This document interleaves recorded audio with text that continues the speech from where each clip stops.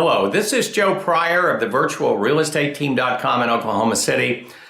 I saw an article the other day that I really need to talk to you about. As you know, if you've listened to any of these videos and watched them, you know that I'm an investment specialist. It's not everything that our team does, but it's 100% of what I do. So I'm constantly looking for information not only about our city, but what other people are thinking about investment, across the United States. And I came upon an article by this company that I will go nameless at this point. I'm not going to mention them, but essentially it was saying the new 2% rule. Now, what that simply means is if you buy a home at $100,000, you should look to be renting it for $2,000, hence 2% of the purchase price. Well, that's a bit extreme. And I'm not aware in 2014 if there's anything out there where you can do this. And so I looked at the list of cities that they were saying where you could possibly get the 2% rule. And one really stuck out, which is their number one. And it was a small city in Ohio. And they said that you could buy a home for $70,000 and you could rent it for $1,800. Well, one of two things. Either if that's true, I want 20 of them, okay? If it's not true, then I'm going, well, there's some red flags here. So I thought I would do a little bit of investigation. So the first thing I did is I investigated the city, which is between 30 and 40,000 in population. Not exactly a big city. The second thing that I saw was high unemployment.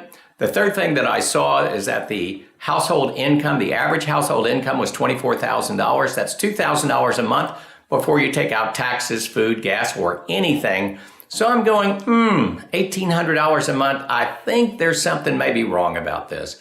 I looked at the poverty level of the city and it was almost 30%, a very, very high poverty level. I looked at the population growth. There was not any population growth. And I promise you, if there was a hot property there, if this was 5,000 people coming in for whatever, that they were building a big factory, well, I could possibly see that, but that wasn't happening.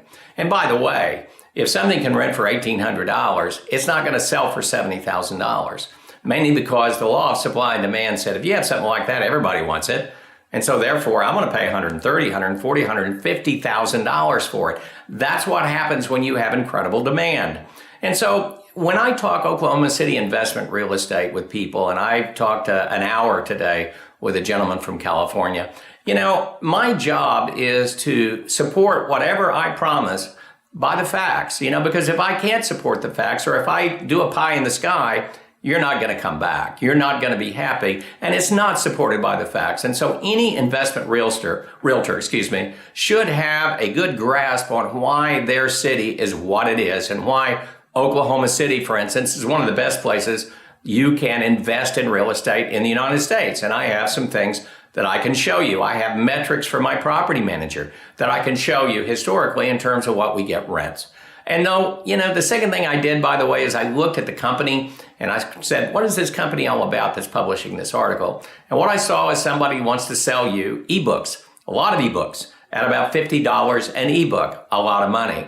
So by being provocative, they kind of catch you and then you'll buy their fix and flip or whatever it is that they're possibly selling to you.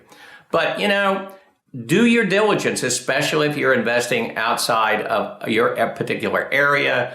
Understand that when things are too good to be true, that most often they are too good to be true. And in the words of political fact checkers about this article, it is liar, liar, pants on fire.